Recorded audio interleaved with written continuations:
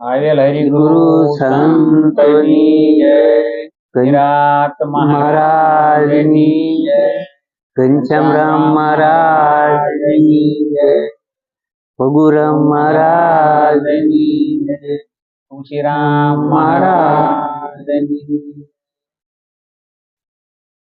ક્યાંથી શું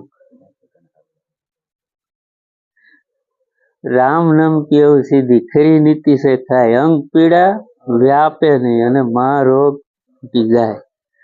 સંતોના શબ્દ હે, સંતોએ કોઈક આપણને શબ્દ રૂપે શાન કરેલી છે કે ભક્તિને ગોતવા હાટું શું શું કરવું પડે એ આપણે રામાયણમાં એક દાખલો લીધેલો છે કે જ્યારે લંકાના હામા કાંઠે એલા સમુદ્રના હામા કાંઠે લંકામાં અશોક વાટિકામાં આશોપાલવના ઝાડ હેઠે સીતાજી બેઠા હતા, બરોબર.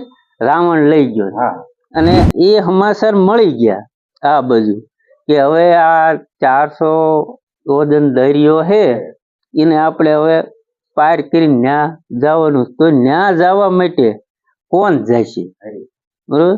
પછી બધાએ વિચારણા કરી કે અમુક કે હું જઈ શકું પણ પાછો ન આવી શકું.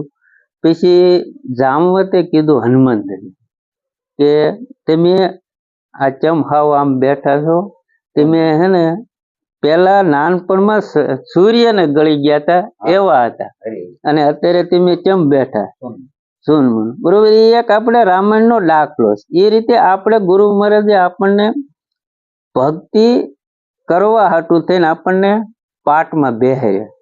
તો પાઠમાં આપણને પહેલા કે આપણે મનમાં જે શિલા રોકી વસ્તુ હતી કે કઠણ પથ્થર રોકી થઈ ગઈ હતી, એમાં કામ, ક્રોધ, લોભ આ બધી વસ્તુ રહી ને અને 5 ઓલ્યા, બરોબર. આ બધી વસ્તુ એટલે આપણને કઠણ શિલા રોકી હતી. એ વસ્તુને હનુમાન દાદાએ જયારે લંકામાં ઉડાણ ભરી જવા માટે તે હિંસરકો માર્યો ને એટલે શિલામાં તમામ વસ્તુ બહાર નીકળી ગઈ, બધા ધાતુ બહાર નીકળી જાય. એમ જો આપણે પાઠમાં જઈએ અને ગુરુ મહારાજની ભક્તિની ગોત હાટું થઈને જો આપણે આ પાઠમાં જઈને હિંસરકો મારો તો આ શરીરમાં જેટલી તમામ ખરાબી વસ્તુ રહી ને એ પેલા બહાર નીકળી જવી પડે, તો હલકા તમે બની શકો અને હલકા થયા પછી તમે ઉડાણ ભરી શકો.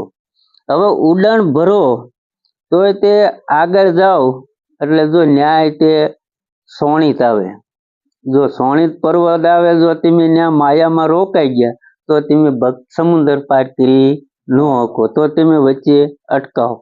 જો અહીંયાથી પાર કરીને જાઓ તો સુરસા આવે, કઈક ઈર્ષા આવે, બરોબર.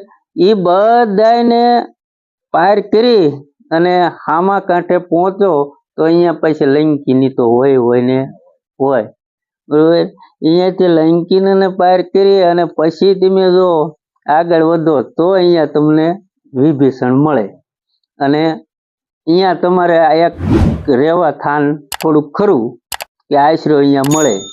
અને આ રીતે રામાયણમાં દાખલો છે કે આ રીતે સીતાની શોધ થઈ. સીતા એટલે ભક્તિ અને ભક્તિ એટલે રેણી, કે આપણી રેણી મજબૂત હોય તો આ શરીર રૂપી સંસાર રૂપી સાગર રહ્યો ને એમાં તમે ઉપર ઉડી શકો. જય ગુરુ મહારાજ.